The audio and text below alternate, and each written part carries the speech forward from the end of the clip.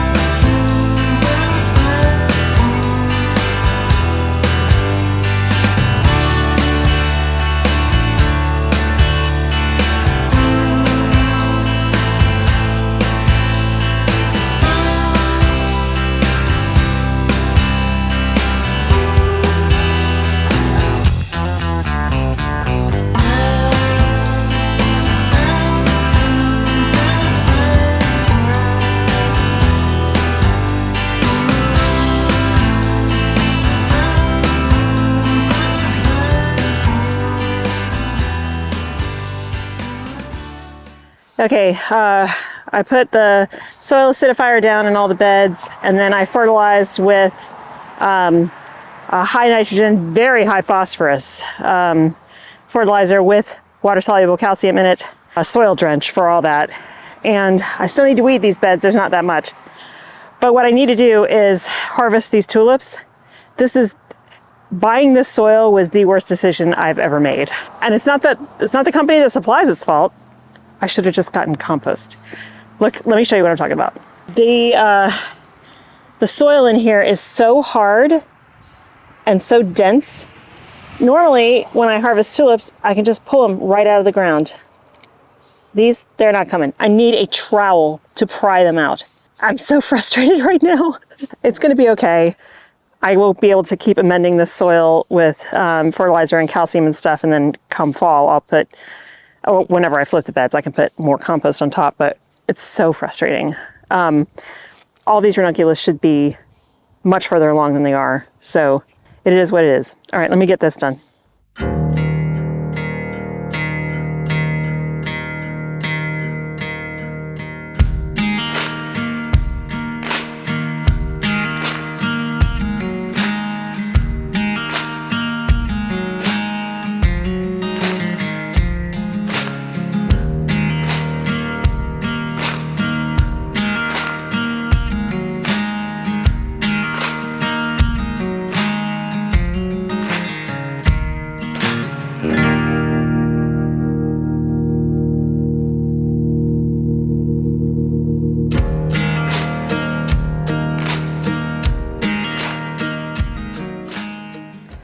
Okay friends, it's the next day. I didn't keep filming yesterday because I had gotten so grumpy and frustrated with what's going on at the farm right now that I wasn't good company.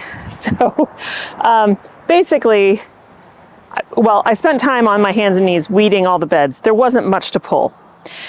But it was very instructive because I realized after doing the calculations that roughly 85% of my ranunculus are gone. And I think eaten by rodents. Now the ones that are still there look awful. So I am dealing with a two-pronged problem. One is the mice and the rats. Gophers are under control because they can't get into those beds, but rats and mice are overland animals. And so they've just been decimating things. I mean, they ate 2 rounds of bupleurum, so over 200 seedlings of bupleurum they've eaten.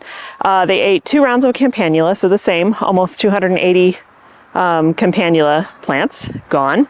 And so I have stuff to put out there, but I'm scared to do that. So yesterday, when I left, I set a whole bunch of new traps. I put out the whole peanut butter and baking soda thing everywhere. Like you make little balls out of it and put it near all their holes. And then I went out this morning to check, and not a single trap was sprung, but there are holes everywhere. I know they're there, and I know they're eating all my stuff. So I'm very frustrated. I cannot bring myself to use bait traps to poison them for a number of reasons. One, it could potentially poison other wildlife that might eat those dead mice and rats. But the other thing is, it takes days for them to die from that. And it's a horrible death because it's hemorrhagic, those poisons. And so, it's not so much that I feel bad about killing them, because the traps do kill them, but it's instant. They die instantly. They're not stuck on a glue trap for a week, starving to death, and pulling their skin apart trying to get off. They don't suffer. And I can't abide that. So I'm struggling. The other thing is that soil, like I said, is terrible. It's rock hard. I've never had to dig tulips out of a bed before, ever. So I'm worried about what that's going to mean for all the tulips in the big bed, because I filled that with soil from the big pile. That soil just forms a hard crust on the top. It's just terrible. Now, my plan is, moving forward, to continue to treat with calcium, water-soluble calcium drenches, because the calcium will open up those soils quite a bit, because it's a large molecule, and so it will make a lot of space in there. The plants themselves, as they grow, hopefully, if they continue to grow, will also make space with their roots and stuff. But I think as little seedlings, they're going to struggle mightily to get roots to move out, because they're small and that soil is so compact. So, and that's just from the rain. That's literally just from rain falling on it. It's become compacted. So I will also go in there. Now, I can't broad fork because we have gopher wire in the cage in the beds now, but I can take a pitchfork and just stick it in and loosen the soil all up and down those beds before I plant this next round, and also before summer. So basically, I'm stuck with what I've got, but I can keep adding 100% compost on top and working that into the soil, and over time it will get better. But it's super frustrating. So I don't think I have any ranunculus this year. I might have a handful of plants that will produce, but I looked back at photos and videos from last March and the March before and the one before that, the first week, and all of them were large plants that were blooming, and I have none of that out there. So I am pretty devastated about that, because that is my focal flower for spring. Tulips and daffodils, yes, and I have plenty of those, but the ranunculus is like the fancy focal flower for spring, and I don't have any other focal flowers until the summer stuff kicks in. So I'm a little bit panicked about that. I mean, I'll work it out, but that's going to mean me having to purchase focal flowers for my CSA customers, and I don't have any to sell at wholesale. Extremely frustrating. That was my mood yesterday. Still kind of in mood today, but I'm trying really hard. It's a very overcast day. We're about to get, the rain moves in tonight, and it's going to be raining all night tonight, all day tomorrow, and all day Thursday. So Friday will be the first sunny day. And Friday is the day I have to go into the new hives, the nucleus, and check on them and see how they're doing. But today, it's been raining on and off today, but today I'm going to continue to work here in the vegetable garden. So what I'm going to focus on is a couple things. One, I was going to chit my potatoes, but they're already chitted. I'd had them in the bag for about a week, and they've already started to send up their own shoots. So that's great. They're ready to go in the ground. And I checked. Onions and potatoes are apparently great friends in the garden. So they're going to go, well, one variety at least, in this bed with these onions. And they'll be great partners. I'll probably put a bunch of nasturtiums around the edges as well. This did get rodents in it at the end of the season when I was growing cabbage and stuff, but they came over the top and they chewed through the netting that I had on here. So nobody's dug from the bottom yet. Since we laid down all this soil the last couple days, I have seen zero little footprints or any evidence of them, but there's really nothing for them to eat out here yet. So I know they're here. So I'm going to do that. We'll plant those potatoes. Then over here in this bed, this also has a couple onions in it. I'm just going to give this more compost and pull out these weeds. The weeds that you see growing, that's actually St. John's wort, which was here in this whole plot when we took it apart. When we moved in, this whole plot here looked like that. We took out a bunch of small saplings and tons of St. John's wort. So it still comes in. It's growing in the creek beds, and it's almost impossible to eradicate. It's like ivy, and it spreads with runners underground. So it's not a terrible plant, but it definitely invades my bed. So I have to beat it back. So I got to get that stuff out of here, and we'll top this up with more compost. I don't have anything I'm going to plant in here just yet. And then also today, I want to get this big bed done. So that means taking out the mustard, chopping it all up into small pieces, and spreading it down here on the surface. Well, I'll rake the compost that we do have into the middle so it's more of a level surface. Chop up all the mustard, and then add compost to fill it to the top. Like I said, I'm not growing potatoes in here this year because we had potato blight last spring in this bed, but I'm hoping 2 to 3 years of mustard biofumigating the soil will get rid of that issue. Okay, so those beds, we'll get those potatoes planted. I have two potato varieties, so we'll talk about those in a minute, but one of them will go in that bed. The other variety is going to go in grow bags. I have lots and lots of grow bags. And in order to increase production, because I have so many grow bags, I'm going to put one potato in each grow bag because I really want a good harvest this year. And in order to get that in a grow bag, you can't put too much in it. So we'll do that. And then if there's still time, I will start working on clearing the wood chips away from the trees here that are all starting to bud out, and putting some fertilizer down. These are fruit trees. Putting some fertilizer down, and then a big pile of compost around the base of each tree. And then this part of the garden will be done, and we'll move to the next part of the garden. But I don't think I'll be able to do that today. It just depends on how productive I can be. So I'm going to put on a book and entertain myself for a little while, and hope to get a bunch of work done. It always feels good to have my hands in the soil, and helps my mood. So I'm hoping this will help. I still need to put all of the wood chips down. I don't think I'm going to get to that today, but maybe. But I want to get wood chips down everywhere so that this whole portion of the garden is all buttoned up and ready for planting. And I'll have to start setting out traps, but if there's nothing out here to draw them right now because nothing's planted, then they're not really going to be running through here on the normal basis. So I might set a bunch of traps around the chicken coop, around the chicken run, because I know they're running along the fence line over there, so I could probably catch a bunch. By the way, if you're new here, I do have a wonderful humane trap for rats. It works extremely well.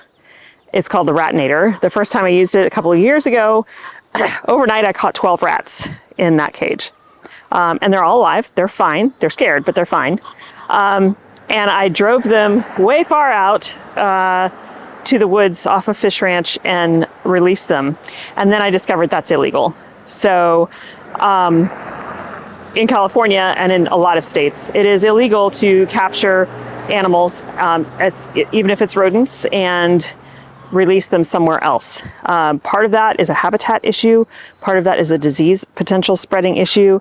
So I feel bad that I did that, but I'm also glad that they didn't die. I mean, they may have died in their new location, but I didn't kill them. So anyway, it sucks because I would much prefer to catch and release, because then I don't have to kill anything, because that hurts my heart. But it is what it is. And so it's going to be instant death or not at all, because I can't live with suffering. I just won't tolerate it. Okay, I'm gonna get started. I'm just happy looking at these beds being done. That's nice. I can't wait to start planting. Some of the excitement about planting for spring, etc., is not there, because I have the fear and trepidation of all of that vanishing because it keeps happening. So it's really putting a damper on that, and that sucks. But maybe I can start to get a grip on this and start winning the war. They're going to be here regardless, but their numbers are just so huge. All right, enough talking. I'm going to get started. I'm going to give some of this mustard to the birds because, I mean, look at it. So beautiful. This is giant red mustard. It's very easy to grow. I just direct sowed this. I can direct sow packets of mustard everywhere, and it just will do this all by itself with no need to work. And it's the only thing in the garden that doesn't get eaten. If I really wanted to just grow mustard, I'd have no problem. No problem with rodents. Nobody will eat it. It's kind of like, it's a very, very spicy mustard. It's kind of like having wasabi. It gives you that like whoo, through the nose feeling. It's great. I love it. And the chickens love it, and it's really healthy for them. And it also does really great things for the soil in the garden. So I'm sad to see it go, but I'm just going to start more. I mean, I have 2 plants or 3 plants already over here in the big bed. I'm just going to start more and just pop it everywhere. I wish that it was a repellent to the rodents, but it doesn't repel them. They just won't eat it. So, all right, I'm going to get started.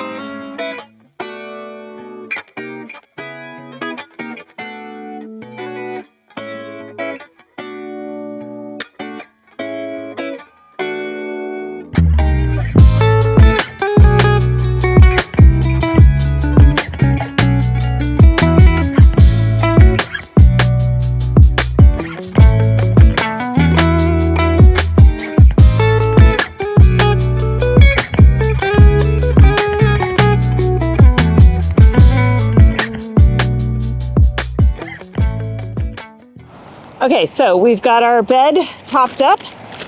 The onions in here are a red onion. I want to say Cabaret, but I could be totally wrong. I don't know. I started them from seed and I don't remember. So I have 2 Oyas in here, which are small. I want to put 1 more in here. I just need to order it. But for now, it'll be fine because we're still going to be getting some rain. The Oyas are the only water source for these raised beds. I don't have drip irrigation running to them. On really hot times of year, I can just hand water as well. But the Oyas do a good job. They are made of terracotta clay, and you fill them with water, put the lid on, and they slowly seep water out in a radius around them. So they really do a great job of distributing water very evenly through a bed. It's really nice. Okay, so the potatoes are going to put in here. I have a bag here. These are the Constance variety.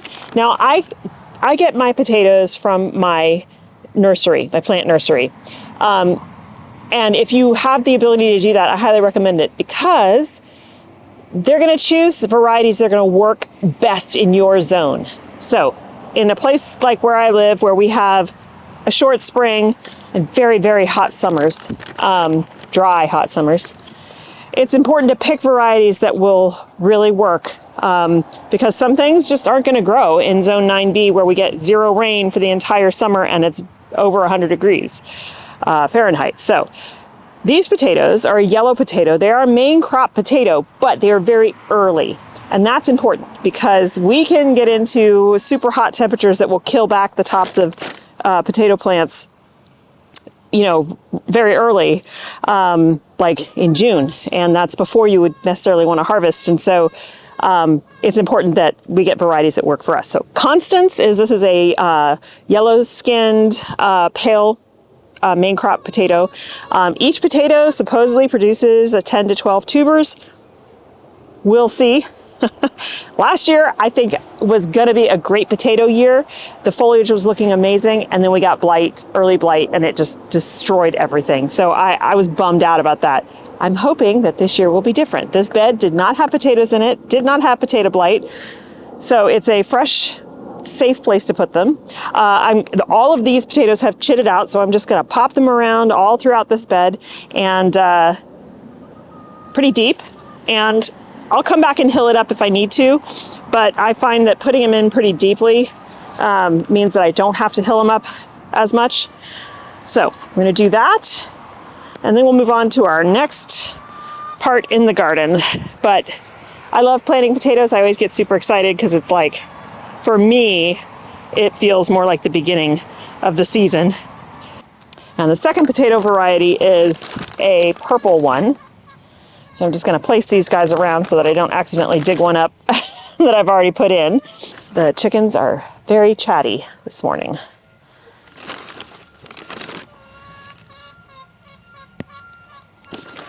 Okay.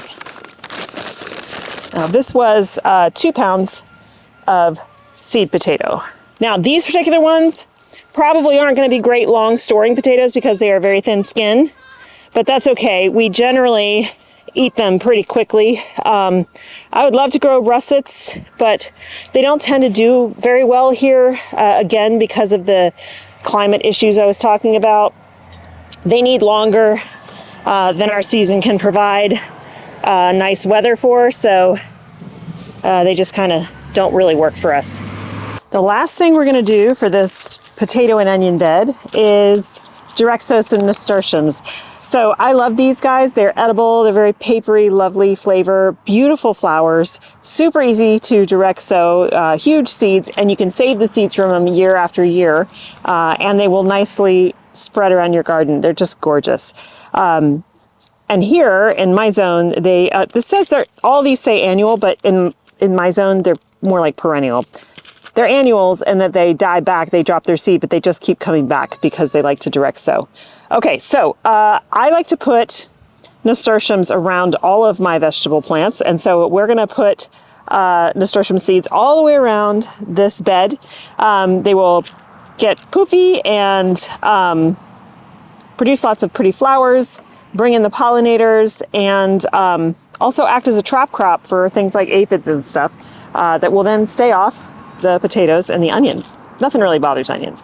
Okay, so I have 3 varieties, and I'm just going to mix them. I'm going to pour them all into my hand and just mix them. So we've got butterscotch, Alaska variegated. This is one of my favorites. It's more the foliage that I'm just so in love with, the variegation. And Fiesta blend. Now, some of these, none of them are considered trailing, but some of them will spill over a little bit from the bed, and I love that look. All right, I'm going to get these sown.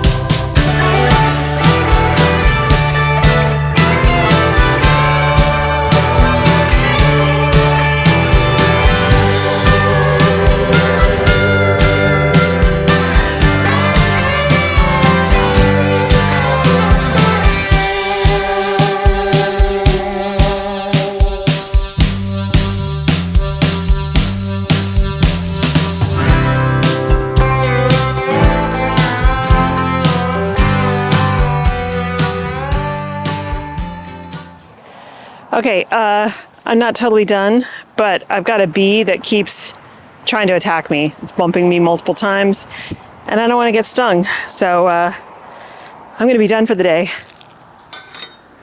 Mostly got what I had planned on done. Got the potatoes planted, got that one bed filled with more compost, tore up all the mustard, and I'm still in the process of adding more compost to that bed. Probably 2 more wheelbarrows full. It is going to be raining for the next 2 days, but if it's light rain, like not torrential downpour, I think I'm going to come out and work because the bees won't be coming out when it's raining, and I don't mind getting a little bit wet if I can get some work done. So yeah, I just hate being buzzed. When they hit you in the face, when they bump you once in the face, that's when I'm like, okay, yep, that's it, I'm done. All right. Thanks for hanging out with me today, you guys. I'm sorry that I have been a negative Nelly. One of my farming mentors told me I should get that soil tested because to her, it sounds like there might be persistent herbicides in it, which is causing my problems.